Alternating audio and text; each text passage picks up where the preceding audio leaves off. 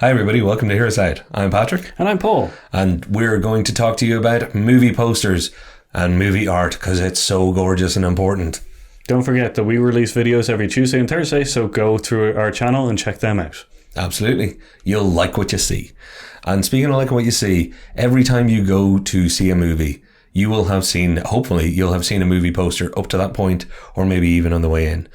Movie posters and the people who make them are incredible. The artists behind them are the most incredible people. So we had a little talk about this. What's the big deal with a movie poster? A lot of these posters are made before the film is even finished. They have to encapsulate what a film is about. They have to transmit it across to people. They have to build excitement and build intrigue. And quite often, because they don't know what the film is going to be about, they come up with really, really clever solutions. And we're going to run through. There's no such thing as the best movie poster ever. We're going to run through some of the styles and some of the great examples of the styles of movie posters that we've seen over the years. Yeah, so very much so. You can think of a movie poster right now that you love from a movie that you love, or, you know, even sometimes as a movie that you don't like, and some of the posters are really, really good. Write it in the comments below. What's your favorite movie poster? You know, without further ado, in no particular order, we're going to start with The Thing. Yeah. That's a great poster.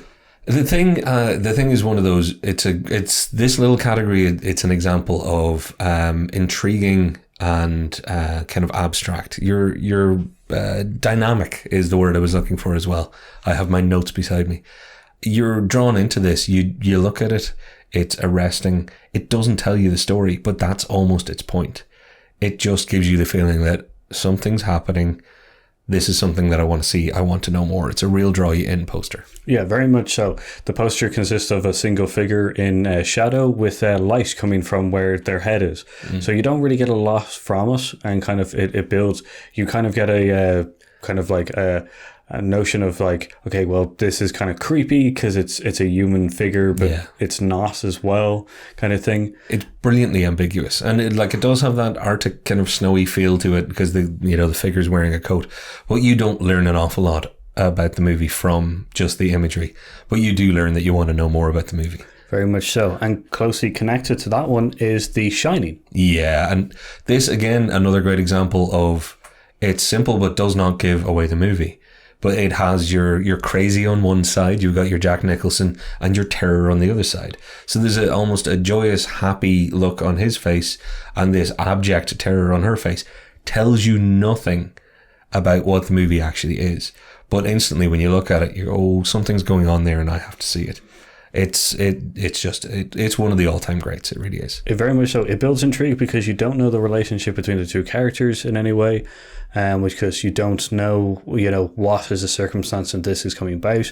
And the movie title, The Shining, really doesn't give anything away to what you're seeing on the poster. Yeah. So it's a very good one. You see that poster, you want to see that movie, and you can't explain to somebody why. It's not like I want to see the film about the cows or I want to see the film about the cars or whatever. It's like, oh, I want to see that. Why? I don't know, look at the poster. Everybody should want to see that. It's crazy. Up next, I guess, let's move on to a period I love so much. There's the beautiful Art Deco posters. And I think for me, and we had a conversation about this, we're sci-fi fans. A lot of people will say, Journey to the Moon or whatever is the first sci-fi film. For me, it all started with Metropolis. And in a lot of ways, movie posters in the modern guise started with Metropolis. It is beautiful Art Deco style. As you can see, we're showing it on screen. It looks futuristic with what is now an old style Art Deco, which at the time this movie was being made and this poster would have been very current. Yeah. So it's incredible that they took what they saw at the time as being the future, made a poster, made it such beautiful art that today, all these years later, it's going to be 100 years later soon, and it still looks incredible as a piece of art. Very much so. And with this type of poster as well, you can see that some of it has influences in other genres or other mediums. BioShock, the video game, does a lot of like Art Deco kind of materials and posters and stuff like that with it. And, it stems from essentially Metropolis and this genre of kind of posters. Yeah, and this is blowing the doors off people back when sci-fi wasn't exactly something knocking down the doors. And I think to contrast with it, another great example of that Art Deco style using a poster is the Rocketeer. It's gorgeous. I just think this is one of the prettiest posters ever made. I'm partial to this style, but it's also a great example.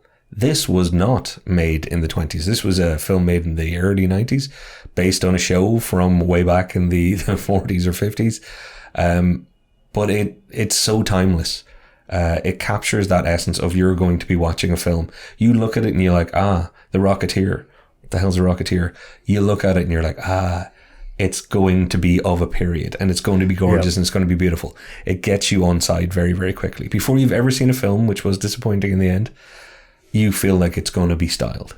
Yeah, no, very much so. The style is great, with the background kind of being white, showing off the reds and the gold of the helmets and stuff like that. Really gives, like, a little bit more kind of I guess weight towards the main character that you're going to be watching and stuff. It shows him in a heroic manner. You can see this also copied in some of the Iron Man Art Deco film posters that came later on. Oh, it's a stunner. It's one of those things. When we were talking about this, I realised, I'm probably going to have to go and buy a nice big print of that now for the room. So somewhere back there, you might be seeing a Rocketeer poster very soon. Maybe Metropolis instead.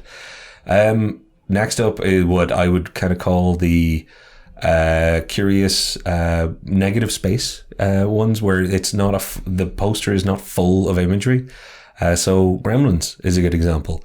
Gremlins is cute and curious. It is, as you can see on screen, there's somebody holding a box and two little cute paws coming out with the taglines that go from wording that is positive to ambiguous to negative when it hits dangerous at the bottom. It's great. There's nothing else in that poster. It all draws your eye straight to this thing. Yet the longer you look at the poster, the more you realize it's a young person probably wearing jeans or whatever. It's not a cluttered poster, but it's a very effective one. Yeah, no, it really uses negative space in kind of a very good way. It shadows the figures in darkness so that you can't really see what's going on. With it, as Patrick was saying, the two furry arms gives a kind of a intrigue of cuteness and everything. I believe the tagline is cute, clever, mischievous, intelligent, and dangerous. Yeah. So, which is an awesome order to have put those words in. And in its little companion piece, I think Alien shows up in a lot of lists and a lot of conversations we have for a lot of things because it was amazing. Luckily for it, its poster was also incredible. I think as a blind test, this is maybe the poster where most people will remember the tagline, possibly, except for maybe Terminator, which is "I'll be back." Yeah. Was that even on the Terminator poster? I don't think it was. Well, maybe not. So this is it, because in space, no one can hear you scream. That's Alien. It is, as you can see, we're showing it now. This is just intrigue on a stick. It is just, I don't know anything more about the Alien. I don't know anything more about the film, but I do know that I'm going to be scared. And in space, no one can hear you scream. Why is that important? Oh my God, because I'm going to be screaming and because the alien's going to be chasing me. It's a great piece of marketing, but it's also a really, really pretty and effective poster. Very good, very minimalistic, very much use of negative space and everything like that. The luminous green coming from the egg shows that, the scariness and kind of creepiness of the alien and stuff. And it doesn't give you that much more, just an egg, green lighting, and no one will hear you scream. Yeah, it's iconic. It's iconic for its simplicity. Then we're on to the less simple, more crowded, but brilliant for all sorts of other reasons. Raiders of the Lost Ark, Paul. Oh, man. It is a fantastic poster simply because it is based on the old adventure books that you can find, which was it is stocked up with the different kind of characters, some of the adventurous moments and stuff. Even the kind of like rim of the which goes art is looking like a book cover with a temple kind of like a view on it as well. Looks like you could reach in and pick it up as a book. It's phenomenal, and it just screams adventure. Like the wry smile, the whip, it's just adventure film, adventure poster. And obviously you go the other side of that, its little companion one that we've picked is Star Wars. adventure of another kind. I think I didn't even realize it when we wrote these down, but you said it straight away. You were like, huh, funny. These are two sides of the same coin kind of thing. You've got the kind of jungle kind of like, adventure of history and everything like that. And then on the other side of that coin, you've got the action adventure sci-fi, which goes poster as well. And funny enough, these are also like, two of the big iconic kind of directors for adventures and stuff, George Lucas and Steven Spielberg, because it's just a great, the New Hope poster is fantastic. It builds intrigue, it's got layers upon it and everything like that. So, and I think importantly, there's a lot of people probably looking at the Star Wars poster that we've shown saying, well, that's not the one I remember, because there were so many variants, and Star Wars was at a time when that poster advertising and marketing had shifted up a gear and it had changed a little bit, particularly around that film. So the one that you remember may not be the one that we've shown, but it's the one that, we remember. So whatever one it is, it still falls into this classic cool category because they didn't make a bad one. Even the foreign press and foreign language ones, any art they changed, still incredible. Like, they did such a good job. Now, this is for the original three movies. They did that whole kind of art and stuff like that. Then they kind of spread their wings with the prequels a little bit, and and now you've got the new ones as well. Can you imagine if they'd done like character posters for Phantom Menace and we had a Jar Jar character poster? Actually, they probably did. I'm just glad I don't know. Next up was a couple of personal choices for us that do actually illustrate another great style. So, Lord of War. It's a poster that I particularly love because it does encapsulate the film. When we talked about it, one of the things that the both of us are always blown away is, without overtly saying it, you straight away, it looks like a Time magazine kind of cover. And when you have a film called Lord of War, you do that wonderful thing, and it is artistically done, where he's made up of a mosaic of bullets and ammunition.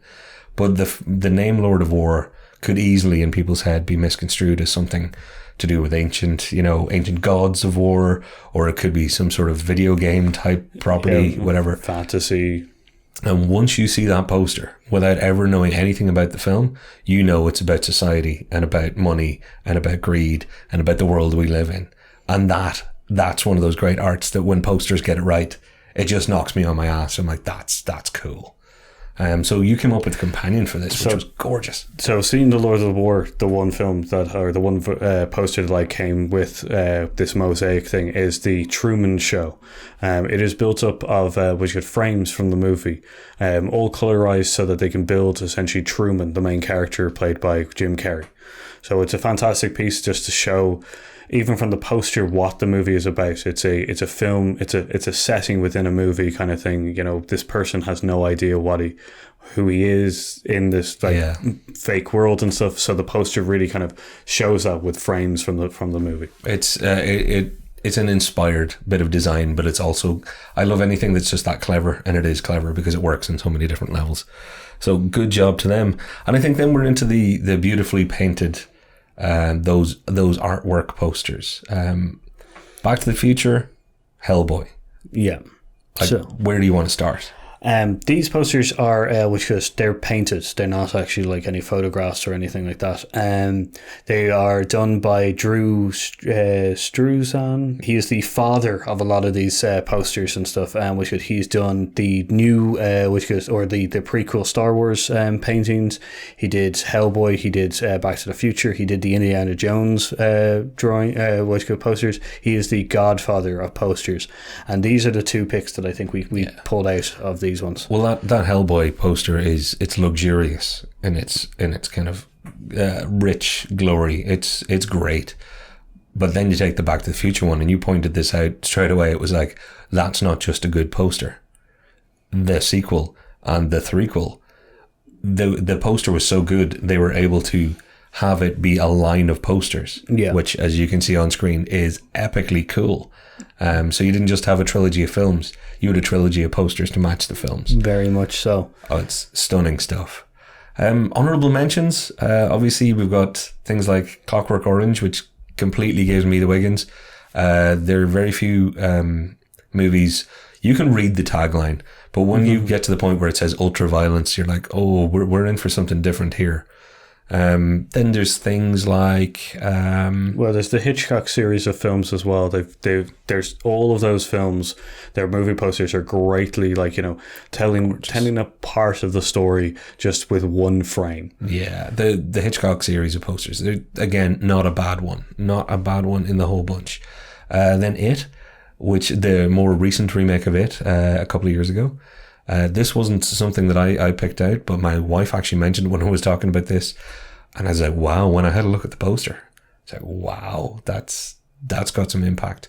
And then our own little pet love when it comes to this, Close Encounters of the Third Kind.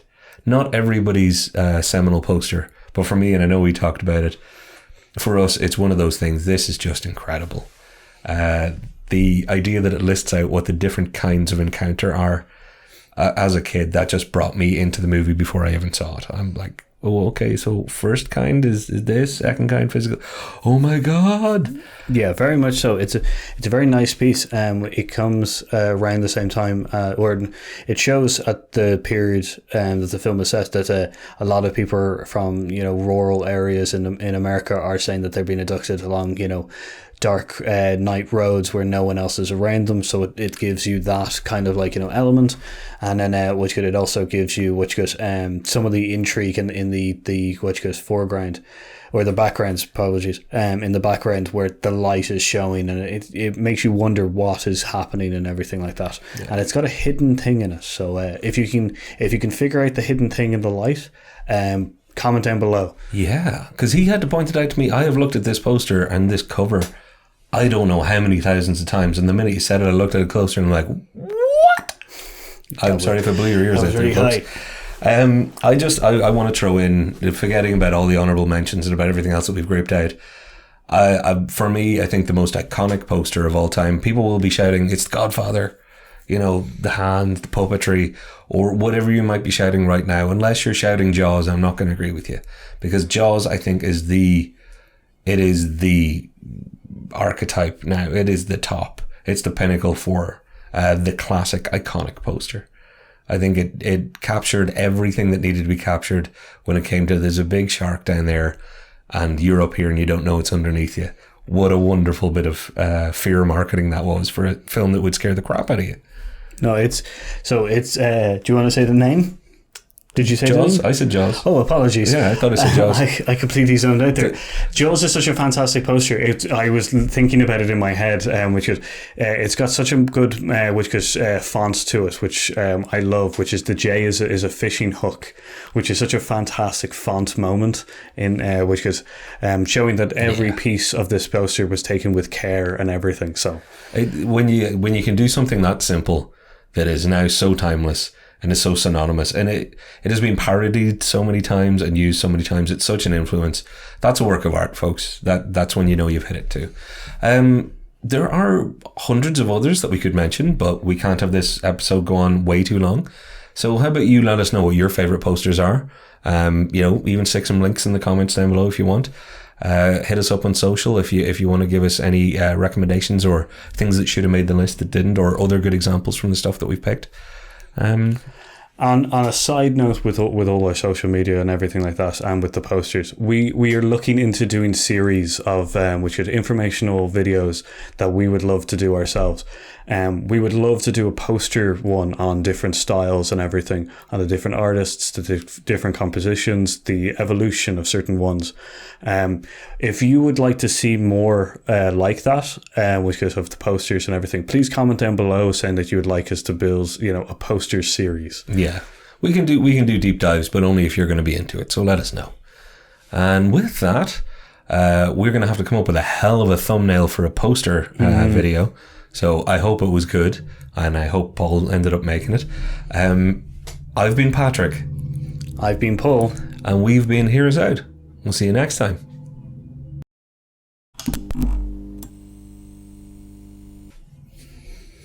Could you hear the motorbike outside?